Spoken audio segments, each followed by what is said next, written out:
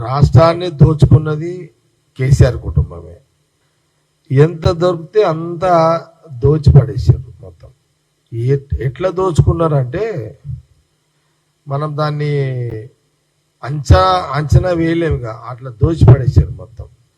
నేను జనరల్గా ఈ అవినీతి మీద పెద్ద మాట్లాడ మొదలు నుంచి, అది సరే నడుస్తుంటేనే ఏదో తింటుంటారు, అందరు అవసరానికి పైసలు అవసరం వాడుకుంటారు, తింటుంటారు, అది మామూలే అని అనుకున్నా. కానీ ఇక నిజంగా వీళ్ళు ఎట్లా అంటే ఇక వాళ్ళంత పతివ్రత లేరు అన్నట్టుగా మాట్లాడేసేసారు. ఇక అసలు ఇప్పుడు ఇంత అడ్డగోలుగా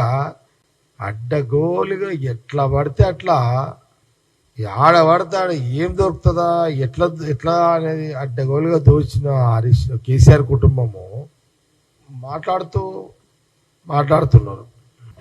నేను ఈరోజు ఎందుకంత ఈ కొంత చాలా విషయాలు చాలా వాళ్ళ అవినీతి ఎక్కడెక్కడ జరిగింది, ఎక్కడెక్కడ చేసిర్రు, ఎంత అవినీతి చేసిర్రు, ఎట్లా చేసిర్రు, అసలు అవినీతి ఎట్లా చెయ్యొచ్చు అని అవినీతి ప్రొఫెసర్స్ అయిపోయారు కేసీఆర్ ఫ్యామిలీ. అవినీతి ఎలా చెయ్యొచ్చు, డబ్బులు ఎట్లా సంపాదించు, ప్రభుత్వ ఖజానాని, ప్రజల సొమ్ముని, ఆ ఖజానాని ఎట్లా దోచేయొచ్చు, అందరూ ఎక్స్పర్ట్ అయిపోయారు. వాళ్ళైతే ఫ్యామిలీ ఎక్స్పర్ట్లు అయిపోయారు. వాళ్ళు దానికి ఒక ప్రొఫెసర్, వాళ్ళు దానికి